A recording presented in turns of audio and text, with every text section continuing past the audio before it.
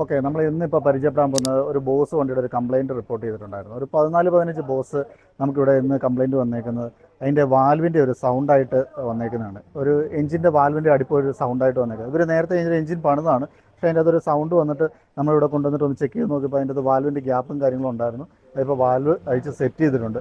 അത് കൂടാതെ നമ്മൾ വാൽവ് സെറ്റ് ചെയ്യുന്ന സമയത്ത് നമ്മൾ നോക്കിയപ്പോഴാണ് ഇതിൻ്റെ അകത്തെ ടർബോയുടെ റിട്ടേൺ പോകുന്ന ഒരു ഹോസാണിത്. അതായത് ടർബോയിൽ നിന്ന് ടർബോ കൂൾ ചെയ്യാനും അതിലേക്ക് ഓയിൽ സർക്കുലേഷൻ കൊടുക്കാനുള്ളൊരു പൈപ്പ് ഒരു കംപ്ലയിൻറ്റ് കണ്ടപ്പോൾ നമ്മളത് കസ്റ്റമറോട് ഇൻഫോം ചെയ്യുകയും അത് കസ്റ്റമർ അപ്പം തന്നെ ചേഞ്ച് ചെയ്തോളാൻ പറയുകയും ചെയ്തു. അതെന്നു വെച്ചാൽ നമുക്ക് ടർബോയുടെ വൈബ്രേഷൻ കാര്യങ്ങൾ, എഞ്ചിൻ വൈബ്രേഷൻ വരുന്ന സമയത്ത് ടർബോ ഇതിലേക്ക് സമ്പിലേക്ക് കൊടുക്കുന്ന സമയത്ത് ഇതിലേക്ക് വൈബ്രേഷൻ വരാതിരിക്കാനായിട്ടൊരു റബ്ബർ പൈപ്പിൻ്റെ ഒരു ഹോസ് ഇവിടെ കണക്ട് ചെയ്തിട്ടുണ്ട്.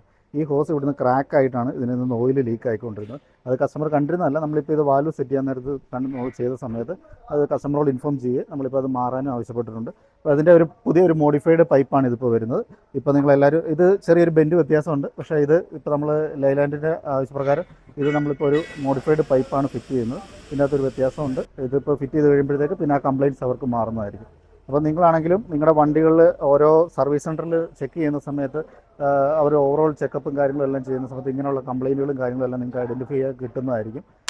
നിങ്ങൾ ആലുവേന്ന് വരുന്നത്. അപ്പോൾ ഇത് എൻജിൻ വർക്ക് കഴിഞ്ഞതായിരുന്നു വേറൊരു സ്ഥലത്ത് നിന്ന്. പിന്നെ അത്ര ക്ലിയർ ആവാതെ കുറേ ദിവസമായി ഇങ്ങനെ കംപ്ലൈൻറ്റ്. അപ്പം അങ്ങനെ ഇവിടെ വന്നപ്പോഴാണ് ഇപ്പോൾ കുറേയൊക്കെ ഭേദമായി കിട്ടിയത്. അപ്പോൾ ആ കംപ്ലൈൻറ്റ് പിന്നെ കണ്ടിട്ടില്ല.